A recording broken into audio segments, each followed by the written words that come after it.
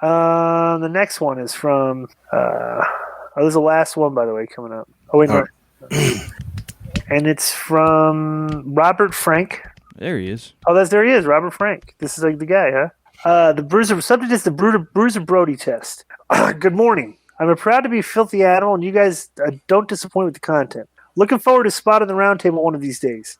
Unfortunately, that would require me to watch the shows, and that would be painful. I could just, though, when I'm reading this, should I read it in his voice? Nah, I won't do it. Right, yeah. No, the guy gets fired up. Conan, I remember how jacked you were back in the mid-late 90s. Was that all hard work, blood, sweat, and tears, or were supplements involved? No hate. I eat supper sups for breakfast, lunch, and dinner. Disco, always been a fan, but your interviews with Hannibal made me a bigger fan. Your Iron Sheik liquor store rib is legendary. Okay, my first question is more of a comment, and I would like to see if you all agree. I'm 42 years old and is a big WCW fan. I think WCCW fan. Yeah, world class. Bruiser Brody was and is my all-time favorite wrestler. These days, I want to see talent. They pass the Bruiser Brody test, and most of them fail miserably. As talented and athletic as these guys are these days, I picture them in a ring one-on-one against Brody and determine if they'd stand a chance. I know the business doesn't work, but it's hard to even picture guys like Finn Balor, Jungle Boy, Orange Cassidy, Adam Cole, Darby Allin, etc., in there with Brody for even 5 seconds. Am I stuck in the 80s like Cornette, or do you see where I'm coming from? Thanks, bros. Robert Frank. If he's a fan of that, and that's how you're gauging that, you're not wrong. I mean, we got a lot of small. We've gotten away from the suspension of disbelief. We've allowed a bunch of acrobats in professional wrestling, and they're generally smaller people. And we basically started trying to work around their style instead of them working around the big guy's style. Well, because so it's like because obviously if you're not big, your only bet is to try to be more acrobatic than the guys coming in, and so everybody's just trying to one up themselves these days. And you have a bunch of little guys doing a bunch of crazy stuff, and it is what it is. So he named a bunch of guys that he doesn't picture being able to stand in the ring against Brody, but who are some guys that you picture would be able to wrestle that style? A bigger guy like who? Like Brody Lee, Brian Cage, of course, the bigger guys. Yeah. But Lesnar. Right, but. Brody had a great You know what Brody's gimmick was? Of course, he's a big, crazy-haired, big brawler. He's the intelligent monster, like a guy that would just like if somebody bumped into him in a bar, just chaos is ensuing. He's beating the piss out of everybody. You know what I'm saying? So it's like I grew up watching him. He was humongous in Miami. You know what I'm saying? So how many guys in the business look and give you that vibe when you look at them? That's something we've been saying for a long time too. And it's and it's it's like, here's the thing, bro. Like when you come into the dressing room when we first came in, because you and me broke in the business around the same time, right? Mm-hmm.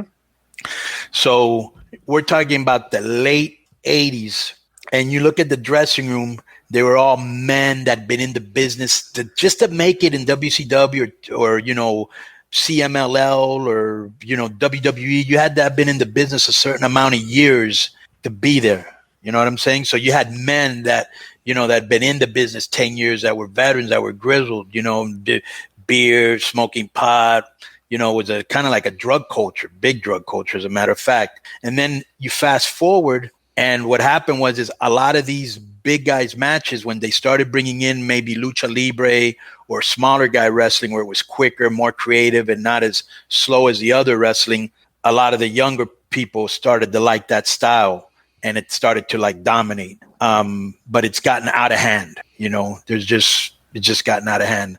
And now when you go to the dressing room, almost the whole dressing room is very, very young. There's very little drug usage. And it's just, you just see guys playing video games, and it's a younger crowd. Let me ask you this, though. What percent of these kids smoke pot? A lot. It's not really no drug. They're just smoking. A lot of guys smoking weed, but there's not a lot of nobody's doing Molly, and maybe like a handful of guys are partying and stuff. Yeah, it's nothing like it used to be. But bro, let me tell you something. This is weird too. It's like whenever I go back to wrestle, and the thing is, because isn't it funny how the locker rooms on indie shows are packed now? Like everybody and their mother's getting booked, and it's like there's not. And not only that, and then they bring in their friends into the dressing room too. Of course, and it's like, bro, and I don't want to be rude to people. Sometimes I'm there and I'm in front of a lot of people, but I don't want to say, dude, your 11-year-old daughter needs to be out of this locker room right now. You shouldn't. And it's like I'm looking at them like I have to go to the promoter and say, dude, the guy's daughter. I don't want that daughter. The daughter should not be in the locker room. I don't know. Oh, well, he's a champion. I go, I don't care. Right. I'm dressing in there. So you go, I always find people, bro. I always end up doing security everywhere I work, and it's always like, who are you? Oh, I drove him here. Okay, good. There's a door. If you need something, text him. Okay, and he will come to the door. You can't be in here. You know, and that's what I tell them. I say, where do you work? It's like I work at a bank. Okay, cool. Can I come behind the counter with you when you're at work too? Right. You know, it's like where the money is. Right. You know, it's like Jesus Christ. It's just crazy. Like, and bro, here's another thing too that you see in the locker room, and it's just kind of it's silly. You know, you just see, bro. Went to Impact, and you go to the Impact day, you see this, bro. When everybody's laying out their match, they're all in the circle. Like, say it's a tag or 6-man, and literally everybody's they're slapping their thighs when they're going through the matches. Yeah. Have you noticed that? Yeah. Like you look around the locker room and you see like little pockets of like dance routines going on because everybody's like grabbing each other. It's like going all over it literally looks like a dance floor. Like when you see some of these big areas in the back where guys are going to their matches and one group's over here, one group's over here, and they're all going through the moves and going through the match and they're slapping their thighs and going through it. Like it just looks completely different than it used to look back in the Bruiser Brody. You know, just like it's 1,000%. It's a totally different. Yes, there is a difference. You go in the locker room. Back in the day, you know, guys are smoking. You know, like they're drinking beer. They're like, right? They're dipped. Go to my car in the parking lot. They got a dip.